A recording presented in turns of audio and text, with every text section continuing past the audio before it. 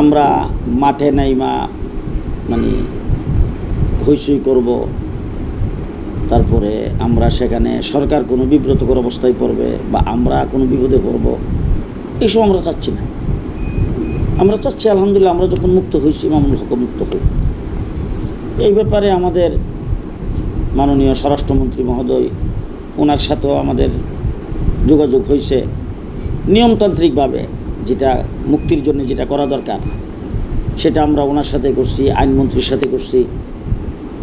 সে পর্যন্ত আলহামদুলিল্লাহ মাওলানা মামুনুল হকের মামলা, যেটা একটু স্পর্শকাতর মামলা ছিল ওই যে নারায়ণগঞ্জ কোর্টে, সেই মামলাটার জামিন হয়েছে ঈদের আগে।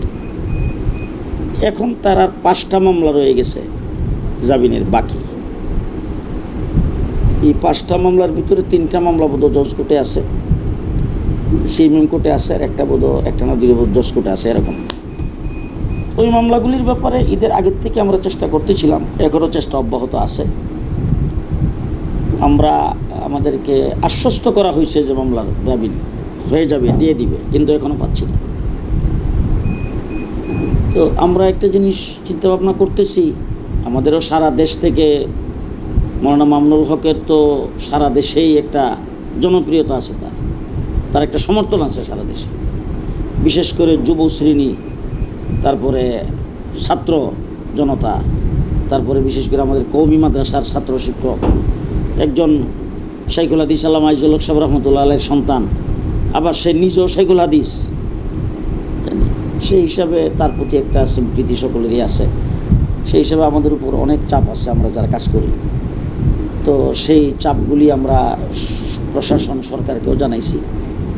তো ওনারা ওই যে একটা মামলার জামিন দিচ্ছে, আর বাকি যে মামলাগুলো রয়েছে আমাদেরকে আশ্বস্ত করছে যে দিয়ে দিবে। আমরা এই ব্যাপারে চেষ্টা করতেছি অফিসিয়ালভাবে। এরপরে যদি মনে করেন যে ওনারা যদি আমাদেরকে এইভাবে সুন্দর সুন্দর কথা বইলা আমাদেরকে দমায় রাখেন, কথাটা তো আমাকে বলছেন বা আমার এই হেফাজত ইসলামের মহাসচিবকে বলছেন, নেতৃবৃন্দকে বলছেন, তৃণমূল পর্যায়ে তো সে কথা শুনে নাই। আর মামুনুল হকের আজকে 3 বছর উপরে হয়ে গেছে সে জেলে।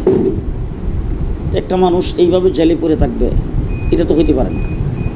বাধ্য হয়ে আমাদেরকে যদি মানে এইভাবে যদি না হয় বা এরকমভাবেই যদি আমাদেরকে অবহেলা করা হয়, আর যদি আমাদেরকে সুন্দর সুন্দর কথা বলে রাখা হয়, মামলার জামিন যদি তাকে না দেওয়া হয়, তাহলে আমাদেরকে কর্মসূচি দিতে হবে।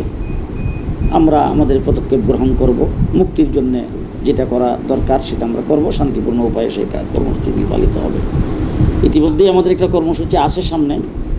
আমরা আগামী মে মাসের 5 তারিখে আমরা একটা সেমিনার করব জাতীয় শিক্ষানীতির বিষয়ে। ওই সেমিনারেও আমরা আশা করতেছি যে এর আগে হয়তো আমরা মামুনুল হককে আমাদের মাঝে পেয়ে যাব। যদি না পাই তাইলে সেখানে আমাদের বক্তব্য আমরা পেশ করব।